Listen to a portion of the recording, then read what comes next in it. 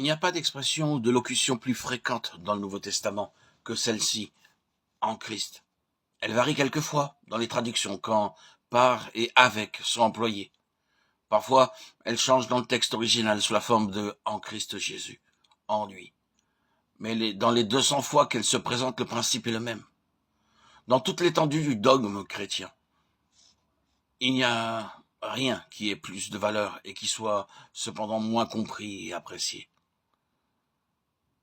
Dans une déclaration complète et parfaite, Éphésiens 1:10, il nous est dit que le but de Dieu est de réunir toutes choses en Christ, et qu'en dehors de lui, rien n'a de place dans l'intention et le dessein éternel de Dieu.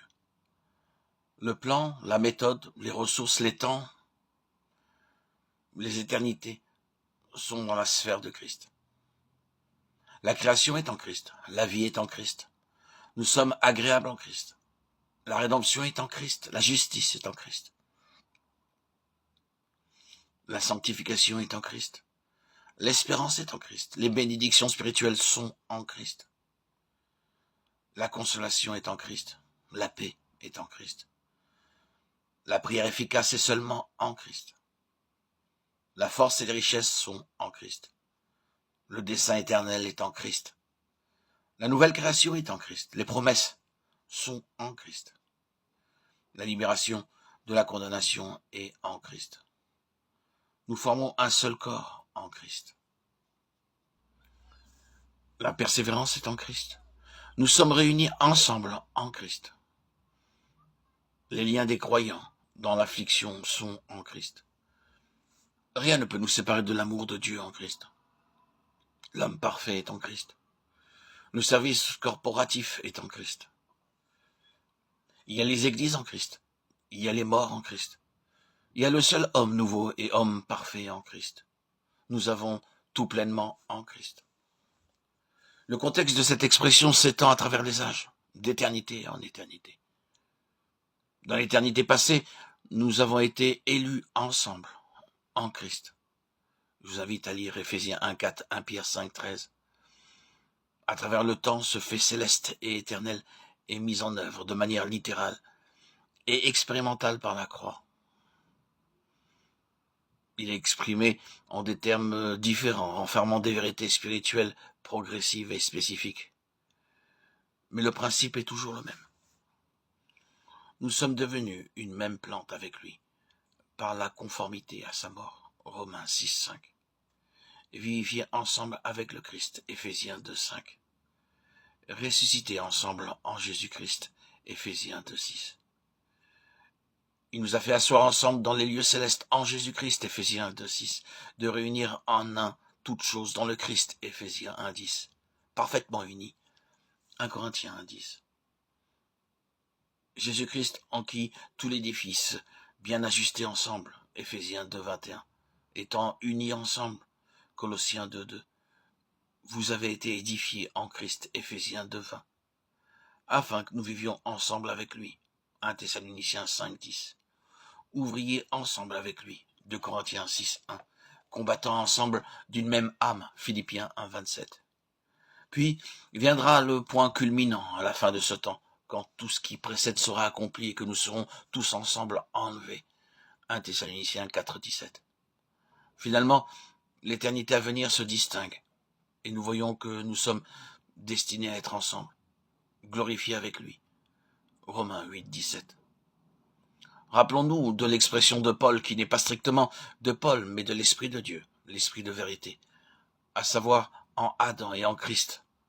D'un côté, dans notre relation par nature avec Adam, la vieille création, nous voyons un ensemble de conditions, et de l'autre, par notre incorporation à Christ, nous voyons un nouvel ensemble de conditions qui est différent. L'Éternel Dieu souffla dans ses narines un souffle de vie, Genèse 2:7. Le premier homme, Adam, devint une âme vivante, 1 Corinthiens 15:45. Le jour où tu en mangeras, tu mourras certainement, Genèse 2:17. Tous meurent en Adam, 1 Corinthiens 15:22. La loi du péché et de la mort, Romains 8:2. L'homme n'est que chair, Genèse 6:3. La chair ne sert à rien, Jean 6:63. Moi, Romains 7. La faillite du vieil homme qui se corrompt, Éphésiens 4, 22. L'affection de la chair, Romains 8, 6. Ce qui est bon n'habite pas dans ma chair, Romains 7, 18.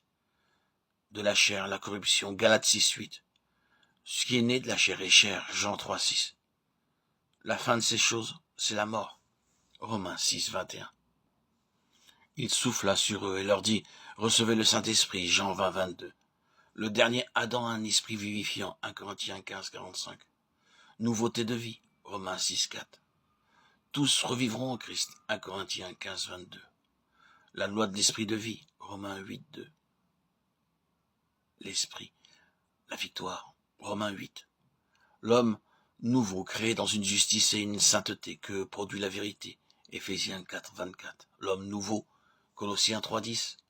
Le régime nouveau de l'esprit, Romains 7, 6. Par la conformité à sa résurrection, Romains 6, 5. On crucifie la chair, Galates 5, 24. Notre vieil homme a été crucifié, Romains 6, 6. Tout ceci, qui n'est rien de plus que citer les Écritures, servira à souligner la totale et exclusive action divine, et aidera à reconnaître le fait essentiel qu'aucun homme ne peut vivre la vie chrétienne. Il n'y a qu'un seul qui peut vivre cette vie, et c'est Christ lui-même. Nous devons expérimenter notre incorporation à Christ, de telle manière qu'il vive sa vie à travers nous, en tant que membre de son corps, afin que, pour moi, vivre, c'est Christ. Et ce n'est plus moi, c'est Christ. Soit une réalité. Philippiens 1, 21 et Galates 2, 20. Comme le fer du forgeron est dans le feu, et le feu est dans le fer. De même, nous devons d'abord réaliser notre position en Christ, par la croix, où Christ peut se manifester à travers nous.